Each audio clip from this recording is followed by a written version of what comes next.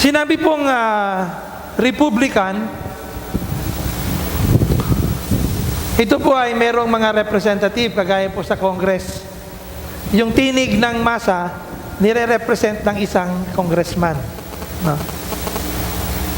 Pero kapag papalitan po yung ating constitution, kailangan po rito ng tinig mismo ng buong bayan. Kaya meron tayong tinatawag na plebiscite.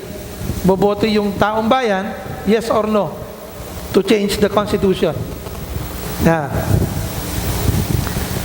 Ang nation, kumbaga ba sa Amerika, kasi ito pong dictionary ay Merriam, ang paliwanag niya rito is a tribe of Native Americans or a group of Native American tribes that share the same history, traditions, or language.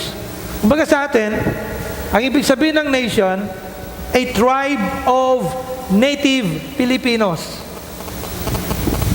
Yun yung nation. A group of Native Filipinos.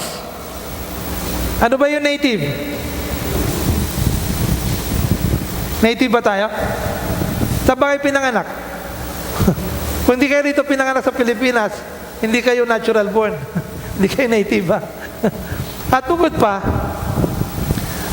sabi rito, that share the same history, traditions, or language. Ano yung kasaysayan natin bilang Pilipino? No? Hindi tayo magkakaiba. Hindi natin pwede sabihin na ang istorya natin, istorya ng mga tagalabas. No, hindi ganon. Kaya nga dito, same history, traditions, or language. Meron tayong ganyan. Pero pagdating po sa religion, nagkaroon ito ng iba-iba. Kasi belief na yun eh. No? Pero yung language natin, iisa. Ang lingwahe po natin ay Pilipino. Tama ba yun? Pag Pilipino, binubuo yan ng Bisaya, Tagalog, Ilocano. Tatlo lang ba? Ang pinaka-main. Kasi marami tayong dialects eh. No?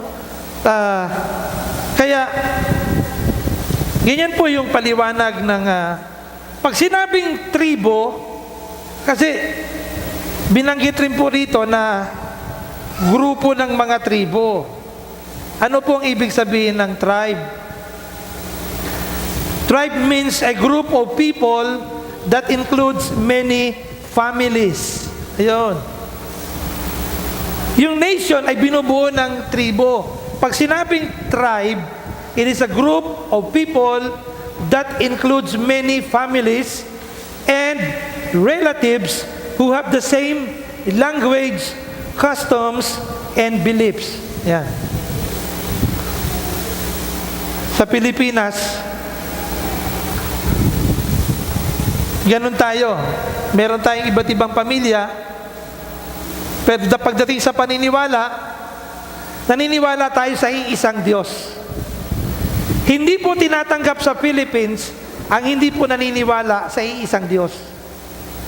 Kasi pagka tinanggap na natin sa Pilipinas ang walang paniniwala sa iisang Diyos o sa Diyos, mababago na po yung ating preamble.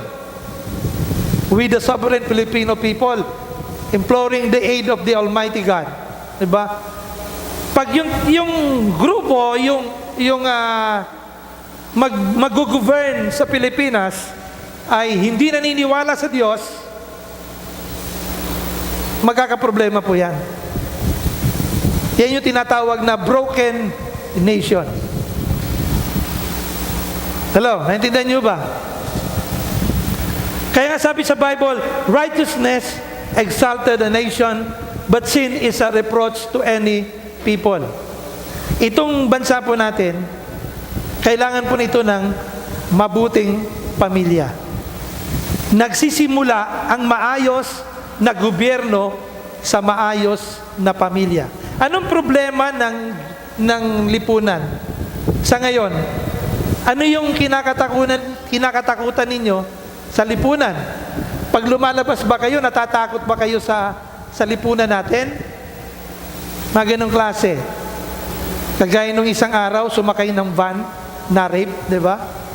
yun ang rape, patay na. Tama lang yun sa kanya. Di ba? Sa Bible, ganun din yun eh.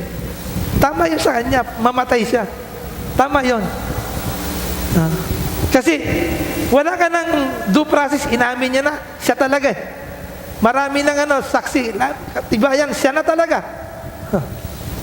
Kaso, nang-agaw daw siya ng barel, kung totoong nang-agaw siya o hindi, pareho lang din yun. Pag may death penalty, bitay siya. Kaya nga binabalik sa Pilipinas ang death penalty. No? Pero kung ang mga Pilipino ay mabuting bansa, hindi natin kailangan ng death penalty. Okay?